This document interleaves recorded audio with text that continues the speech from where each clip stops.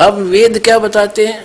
भगवान की 3 समय तो प्रार्थना स्तुति करनी चाहिए और बीच में अपना नाम जाप करना चाहिए। ये कंप्लीट प्रोसेस है। ये दास के पास उपलब्ध है, वर्तमान में किसी के पास नहीं है। अब दिखाता हूं आपको, ये देखिएगा ऋग्वेद 2 भाग,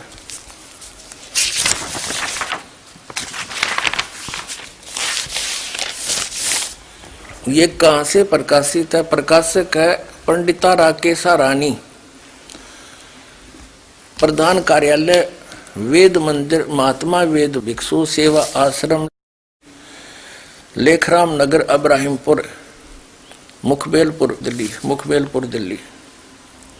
ये यहां से छपा है, ठीक है। और इसमें ये है ऋग्वेद मंडल नंबर 8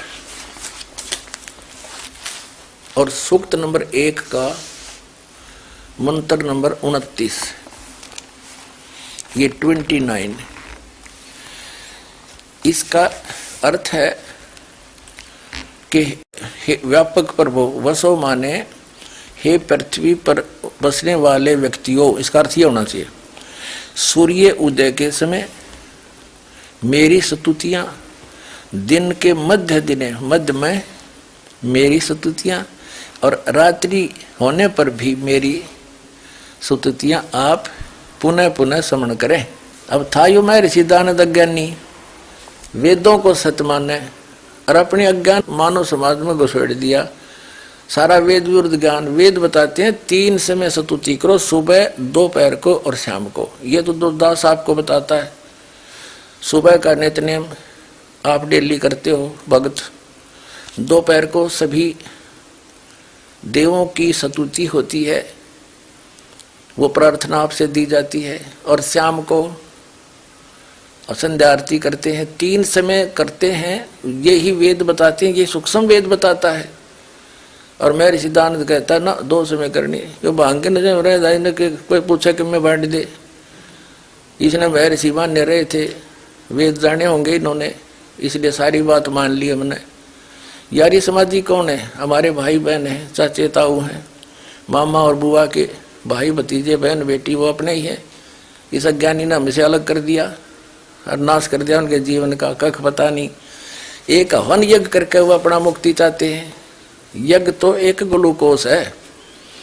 एक बीमार को, रोगी को ग्लूकोज से रोग नहीं कटता। ये 5 यज्ञ हैं, एक यज्ञ भी नहीं है।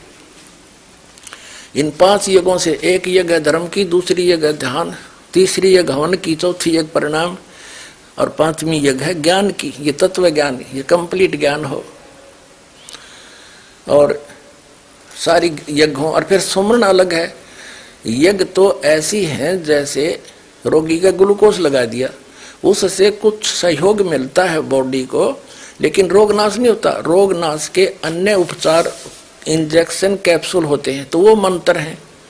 गीता अध्याय नंबर 8 के श्लोक नंबर 13 में, यजुर्वेद अध्याय नंबर 40 के मंत्र 15 में वेद ज्ञानदाता और गीता ज्ञानदाता एक ही है। वो श्री कृष्ण में प्रवेश करके गीता का ज्ञान बोला, तो वो कह रहा है ओम इति एकाक्षरम ब्रह्म विभारण माम अनुसमण यह प्रयाति तदन देम सयाति परमाम गतिम। मुझ ब्रह्म का केवल एक ओम नाम है। जैसे वायु अनिलम अथिदम भस्मांतम शरीरम, ओम कर्तु समर कलवे समर और कर्तुम समर, यजुर्वेद अध्याय नंबर 40 के मंत्र नंबर 15 में। और गीता अध्याय नंबर 8 के श्लोक नंबर 13 में कहा है कि ओम इति एकाक्षरम ब्रह्म विभारण माम अनुसमण यह प्रयाति तदन देव सयाति परमाम गति। और वो स्पष्ट कर ही दिया है कि तो युद्ध भी कर, मेरा शमन भी कर, काम करते करते शमन कर, विशेष कसक के साथ शमन कर और चलते फिरते शमन कर। तो ज्ञान यज्ञ में ये सब अध्याय आता है और ये सत्संग आता है। तो ज्ञान यज्ञ सुबह, दोपहर, शाम, ये 3 समय की स्तुतियां हैं और ये सत्संग है। और बाकी धर्म यज्ञ भंडारे होते हैं, हवन यज्ञ हम ज्योति यज्ञ जलाते हैं, प्रणाम करते हैं, तो ये सब है। और ध्यान ये हठ योग नहीं है, काम करते करते उस मालिक को कसक बनी रहे। जैसे किसी का कोई टेंशन हो जाती है, भूल कर दिखा उसको एक पल भी। जब हमने यहाँ के दुख दिखेंगे और वहाँ के सुख दिखेंगे, उसकी प्राप्ति के लिए जो में कसक उठे जाएगी बार बार, दैट इज मेडिटेशन। वो सहज समाधि है। तो कहने का भाव